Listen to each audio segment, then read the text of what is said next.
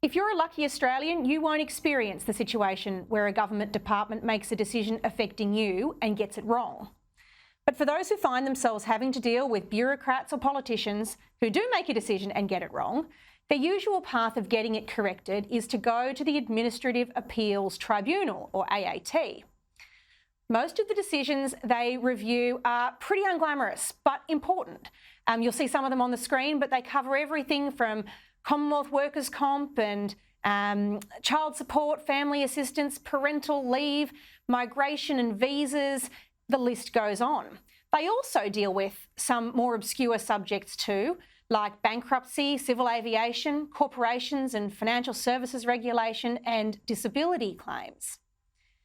Now, their mission is to provide review that, in broad terms, is accessible and fair, just, economical, informal and quick, and in proportion to the complexity of the matter that they're dealing with. Before 2015, there were a whole lot of scattered federal tribunals dealing with a wide range of subjects. And in 2015, the Coalition brought them all together in a single one-stop shop to make it easier for Australians to sort out their disputes with government quickly and easily. There are three things that make it different from going to court. First, you don't need a lawyer. That's about keeping it affordable and common sense. For the same reasons, the laws of evidence don't apply. Second, the person who makes the decision isn't necessarily a lawyer, like a judge would be. Now that makes sense because the people who make government decisions aren't usually lawyers, and sometimes, let's say in a business visa case, what's needed is a practical understanding of the impact of the decision and its timeliness rather than in a lawyerly kind of way. And third, the tribunal can make the decision afresh, looking at it on its merits. Here's where it gets interesting. Over the last term of the Coalition government, Labor went all out to destroy the reputation of this body and the people who have so diligently served on it. Labor's most often repeated criticism was that it had become a dumping ground for ex-politicians friendly to the government. Now that ignores two really important facts. One, there were plenty of Labor hacks and ex-pollies appointed to the AAT, to be sure. Mr Dreyfus doesn't mind being the pot that calls the kettle black. The second is that people with past experience in government are actually pretty well suited to become independent reviewers of government decisions. You want someone who can check if a current minister's making the decision properly? Well, someone who has previously served as a minister is actually pretty well qualified to do that. So what Labor tried to craft as a slur was actually an attack on good people with the skills needed to do the job they were asked to do. The Labor-controlled Senate Legal and Constitutional Affairs References Committee produced a report which Attorney-General Dreyfus used to justify a recent announcement that he would shut down the AAT and then remake it. Now, why shut something down just to remake it? Why indeed? Particularly when extensive third-party user surveys with detailed responses from thousands of participants over the past 6 years have shown high levels of satisfaction with the AAT and its members, including on measures like courteousness, quality of explanations, participant understanding and fairness of the opportunity provided to make one's case. Indeed, from 2016 to 2022, user satisfaction substantially rose. So during the period about which Mr Dreyfus complains most, the users of the tribunal were happier customers. I challenge anyone to find better customer satisfaction ratings out of government anywhere. I don't even think Mr Dreyfus gets that kind of approval rating from his constituents.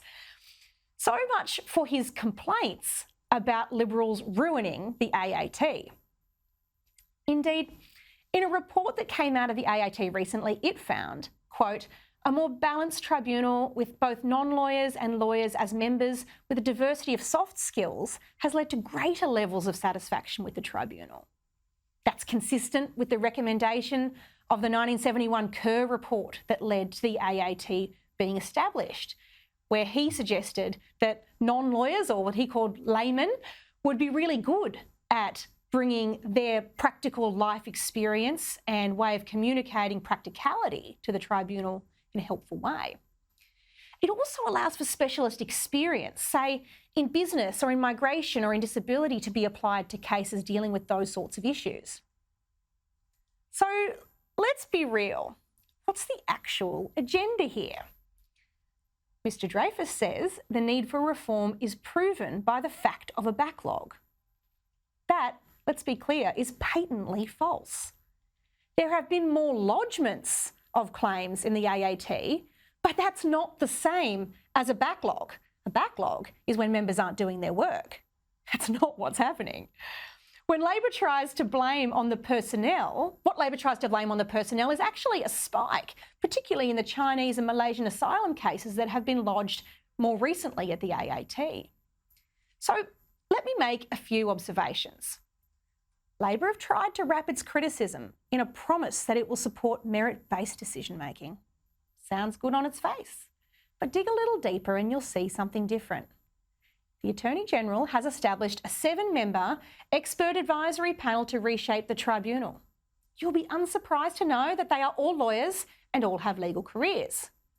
The future recruitment process is proposed to be a panel with 3 lawyers shortlisting and interviewing candidates to make recommendations to the Attorney-General for appointment. The Law Council of Australia and other legal bodies have celebrated what looks like a new design with more lawyers on the tribunal and more work for lawyers to do in it. Take note of this too. For all of his promises of merit and independence, Mr. Dreyfus hasn't given up his right to appoint. Oh no. In fact, it seems that portfolio-specific ministers will have their influence on appointments handed over to the Attorney-General. So that, for instance, the Minister for the NDIS won't get input on appointments to the tribunal that handle disability cases, nor will the Home Affairs Minister have a say on appointments dealing with, for instance, ASIO assessments. Looks like this reform will all work out very nicely for Mr. Dreyfus, because when he shuts down the AAT just to remake it, he'll get a chance to appoint everybody. So let's be real here. This was never about Australians. It was never about user satisfaction, which at 97% is through the roof. It's all about concentrating power in Labor's hands. Do you remember when in 2009 the Rudd government shut down the Australian Industrial Relations Commission only to remake it as Fair Work Australia?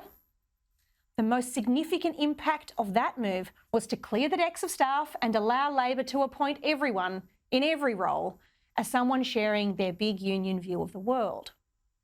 Well, history is here repeating itself. Labor has the same strategy for the AAT. Trash its reputation, use it to justify using your money to reconstitute it in Labor's image.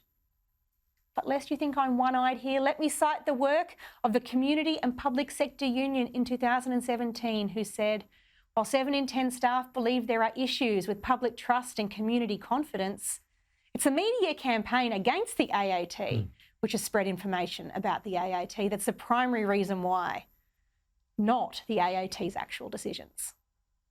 What has changed? Here's another way in which we can assess whether the AAT is working. Fewer than 5% of cases are overturned. Indeed, it was just 1.9% in 2021 to 22. It's not bad. There's plenty of risk to come with the AG's mission to tear down what has been overwhelmingly an effective review body staffed by capable people. But there are opportunities to learn from this data and from history. Term limits that allow for sufficient time to build skill set but move people on before they become entrenched bureaucrats capable of running interference with government rather than simply reviewing decisions would be an advantage. Acknowledgement of the value of highly skilled lay people working alongside lawyers would also help. There are few problems for which a mountain of additional lawyers is the perfect answer. Perhaps unsurprisingly, Mr. Dreyfus has funded 75 additional staff for the AAT to the tune of $63.4 million. Ensuring portfolio ministers get a say in appointments is vital to ensuring this doesn't become the AG's plaything. It's also vital to ensuring accountability when ministers get it wrong. But let's not pretend that what Mr Dreyfus calls reform is anything more than a charade for aggregating power in his hands. Who will pay the cost? The 40,000 Australians who call on it to review decisions every year. And the taxpayer, you, who has to fund this unnecessary reconstitution. As usual, it's always about power and not about you.